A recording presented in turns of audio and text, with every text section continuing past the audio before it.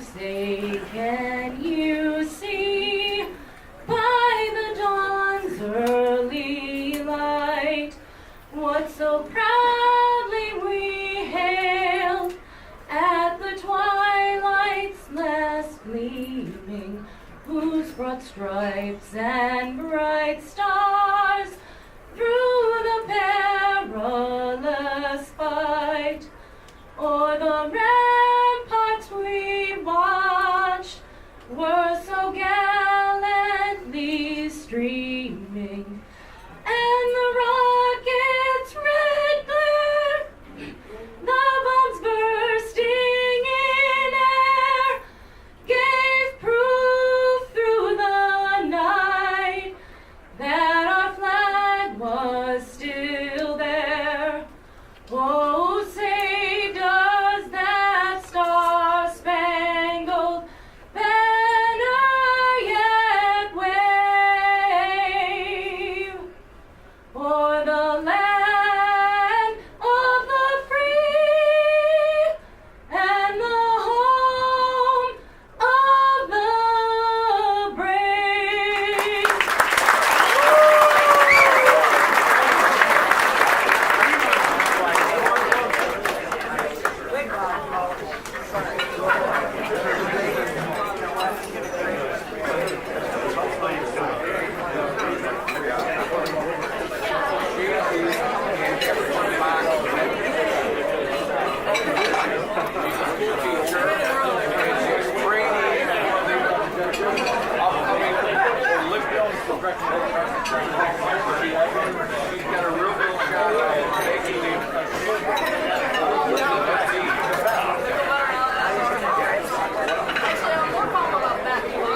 Okay, I think we should get started. We have a lot of information to give to you, and I hope to do this very quickly tonight. First of all, a little bit of history about Ring 44. In 1962, there was in the early 50s, there always was a Veteran Boxers Association in Buffalo, and they used to have dinner dances at Buffalo Hotel and Statler. And in 1962, they joined the International Boxing Veterans Association. We became Ring 44. For many years, they met every year, had dinners like this. And then I would say in the early 70s, maybe the late 70s, there was a little lull. And then Louis Moscato, where's Louis? Louis in the back, son of Joe Moscato, and his brother Dan. In 1996, started the Buffalo Boxing Hall of Fame for Ring 44. They had their first induction ceremony at the Saratoga Restaurant on Delaware Avenue in North Buffalo, and we've been doing it for 21 years now.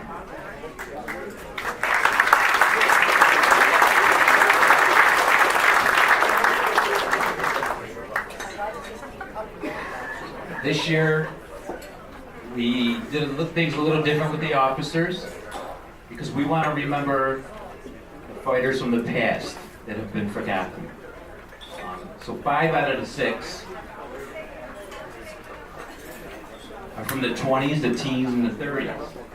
Because we want to remember these people because as the officers and members of Ring 44, we know these guys and women.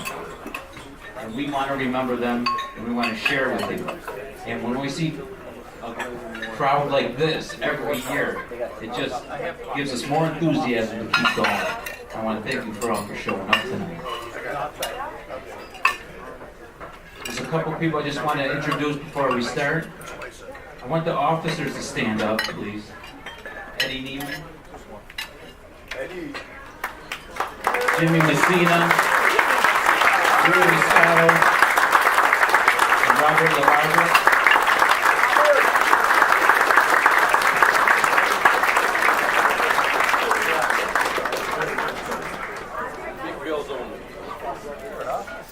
You know, we sometimes Hall of Fames pick people based on how many tickets they can sell.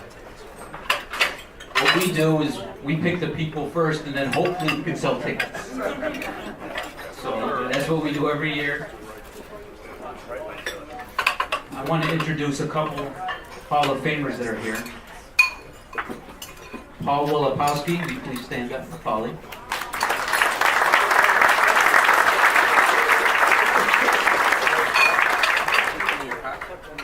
Very VIP here is Don Elbaum. Don, back please stand up.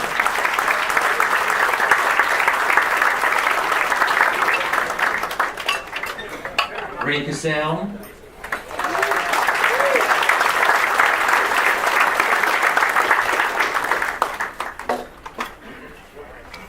We do have a small Hall of Fame hall at the Carpella's Museum. It's on Elmwood and North Street. It's not a huge space, but it has a space where we can put plaques up. We rotate the plaques. Louis Moscato does a great job over there.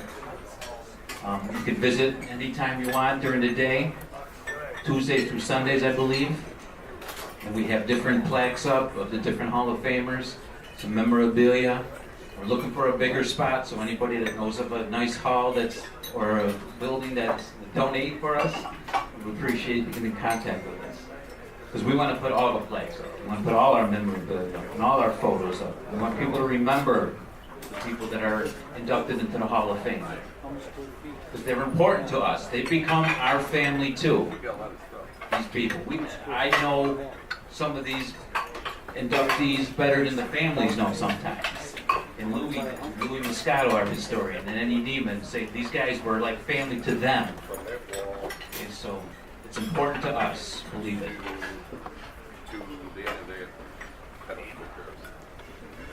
I'm going to be giving out the first award. I'll call up Miss Christy Martin. She will come up here for us. Which I'll introduce more to Christy in a few minutes. But Christy's going to come up.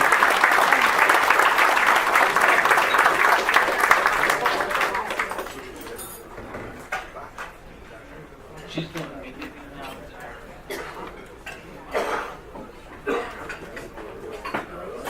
In 2002, Roy Brash, who had a gym over on right near here, which is on Ridge in South Park, which is still open, by the way. A member of the Ring 44 did just buy the building in the gym. He says, could I give a trophy out to one of my amateurs? Because he really tried hard. We said, sure. He bought the trophy and he gave it to him. We said, well, that's a great idea. Maybe we'll do a Ring 44 Amateur of the Year. They had a lot of guys that were amateur referees and officials. So in 2003, we started giving out an Amateur of the Year. An outstanding amateur in basically Western New York. And then we're the Buffalo Hall of Fame, but we spread out to Western New York. And our first winner was Nick Cassell. 2003, well-deserved Nick Cassell. And I'll go to the second winner, which was Anthony Link Cassell at the time. Anthony's back there. Anthony will be fighting, he's a pro fighter, and he'll be fighting next week in Schenectady. He just signed with Evander Holyfield. He's a junior welterweight. If he didn't eat too much, he should be a junior welterweight.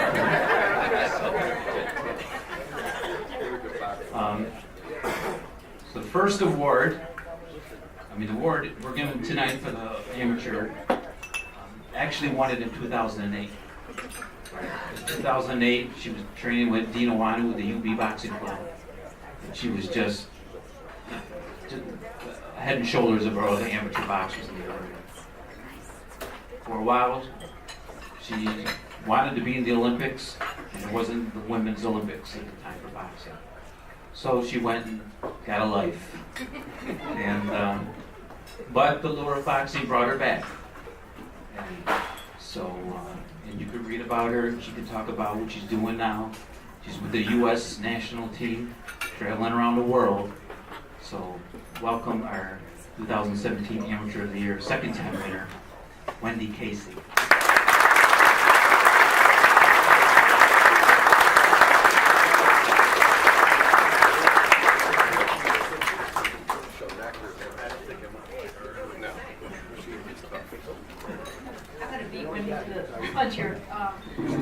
I just like to say congratulations first and foremost, but it's very important that women like Wendy are coming back to boxing, and now with the opportunity to fight at the Olympics, the dream lives on for not just the male fighters but the female fighters, and I'm very proud that you did come back to boxing and you are accomplishing more and more at each and every fight out. So keep up the great work and congratulations again.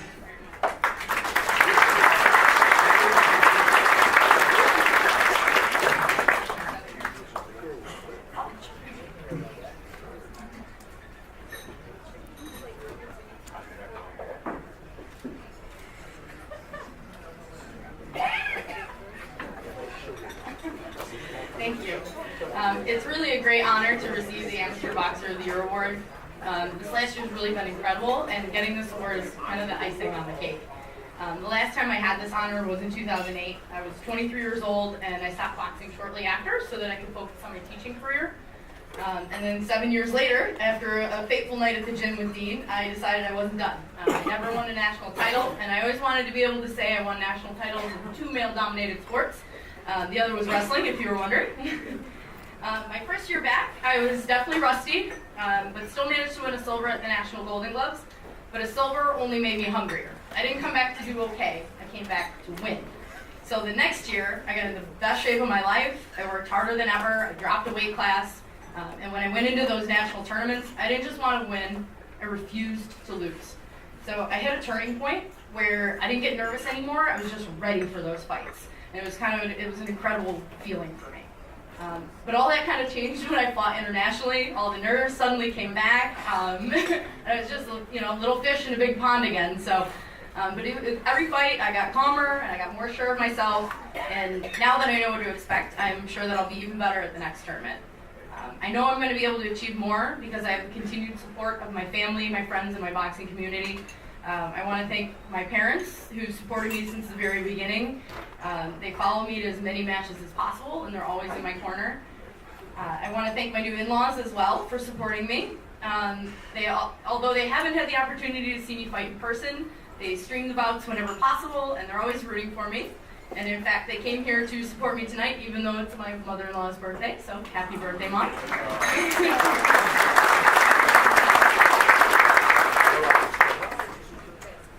I lost my spot here. Okay, I also have to thank my husband, Benjamin. He's encouraged me since the very beginning when I returned to boxing. I'm sure there's quite a few people here tonight that understand the challenges of living with a boxer that's in competition. We're not always the most pleasant people. So he's had to deal with me, with my crankiness, from my hunger to my crazy schedule, but he's really been there for me every step of the way.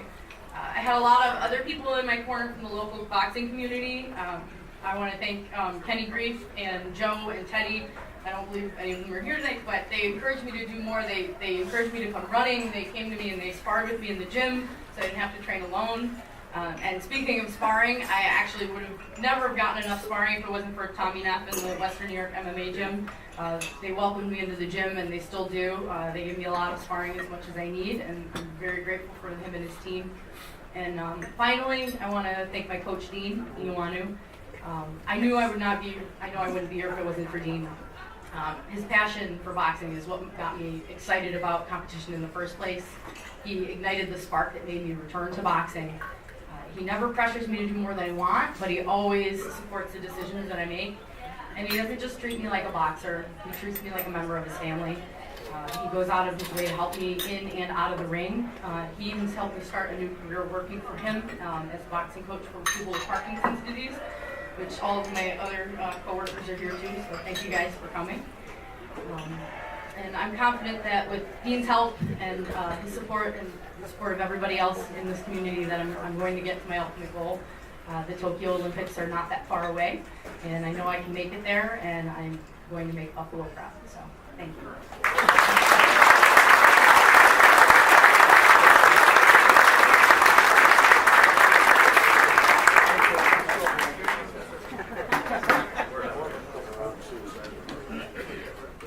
Hey, I just want to bring up a speaker here. First of all, I want to say our Sergeant Mark Eddie Neiman reminded me he also was a Hall of Famer. Says he's sorry, Edward. Don't get the Sergeant of Arms mad at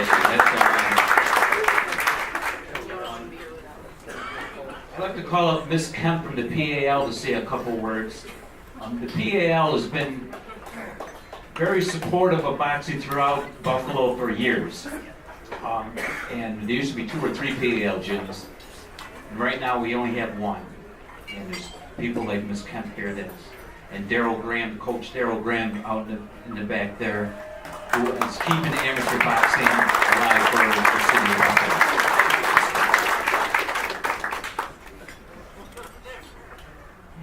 Thank you so very much. Good evening, everyone. Thank you, Ring 44, for allowing me to speak today on behalf of my passion of working to improve the lives of young people. The Police Athletic League of Buffalo has been in the Western New York community for over 65 years. Buffalo PAL focuses on pride, attitude, and leadership. We have expanded our programming to include academic, science, and mentorship programs, as well as strengthening our core programs, such as baseball, basketball, tennis, and most of all, our youth boxing program. The virtues of youth boxing fit well with PAL's values for youth: self-reflection, leadership skills, and discipline. For kids who need this type of sports programming, boxing is a great option for most of our troubled youth. Coach Graham, our boxing director back there, he provides mentorship and guidance. Many of our youth that come to us come from broken homes, have incarcerated parents, they live with other family members other than their parents. Coach Graham was named the director of boxing for PAL about a year ago, and he's done a whole lot. We've had a whole lot of youth come through those doors. He's incorporated his values into a lot of younger boxers, ages 8 to 18. He continues to train previous fighters that he's been working with for years and taking them out on the road to victory. He works out of our facility, our newer facility at the Hennepin Youth Community Center located on Buffalo's east side. The boxing program promotes opportunity to promote good parenting as well. We have greater involvement for those children who have dedicated parents that come in every day. Especially, I get a lot of phone calls from parents saying, you know, I put my child in basketball, baseball, and they're not a great team player, but boxing is where it's at. They come in, they're focused, they're disciplined, and the way, the tactics that Coach Graham works with them on, parents eat it up. They say, I can use that at home. You know, he's very soft-spoken, if anyone knows Coach Graham, but he can get these kids to work really hard and discipline. Last year, we were invited to have a partnership with Buffalo Public Schools in a community schools program.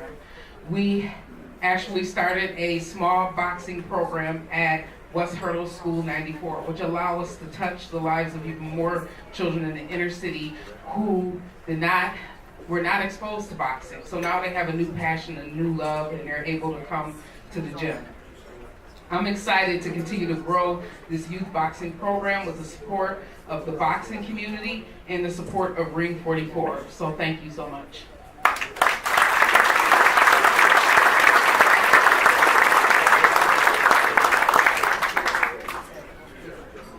Okay, we'll move right along here.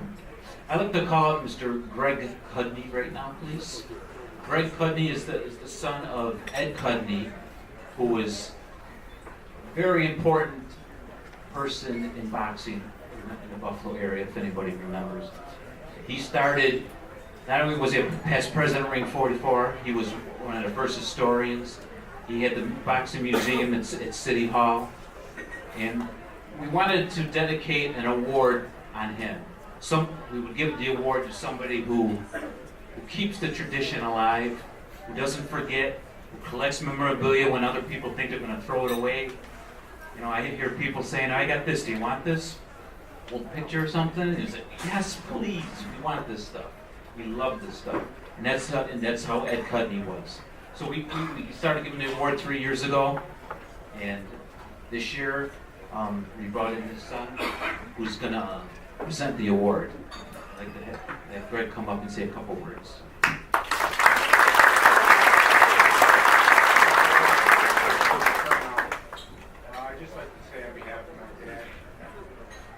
be here, to be honest.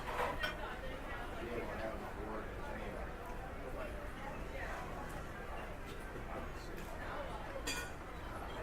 For those of you who never knew my dad, 60 years plus involved with boxing. He lived it, he loved it every day. Have this, again, this award in his name. More than happy to present it.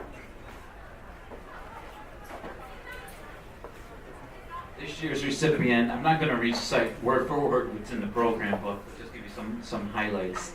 A few years ago, we became basically brothers with the Rochester Hall of Fame, and the president at the time was Mr. Bob Collins, who wrote a book about Rochester boxing, but it had a lot to do with Buffalo boxing too. Buffalo and Rochester were always hand in hand. We're rivals, we're friends, and the tradition is staying, thanks to the Rochester Hall of Fame, who's sitting back there right now. Gino is the president. Raise your hand, Gino. Thank you for being here today. And I know it says it in the bio, but anytime Mr. Collins comes up with something that's from Buffalo that he finds in Rochester or Syracuse or Batavia, wherever he goes, he gives it to us, or he donates it to us, or he comes in and says, "I paid $5 for it. Give me the $5 back, please." So we'll look out for each other, and we're glad they're here tonight. We share that we'll be at their Hall of Fame in 2 weeks from now. So Mr. Bob Collins from the Rochester Boxing Hall of Fame, please come.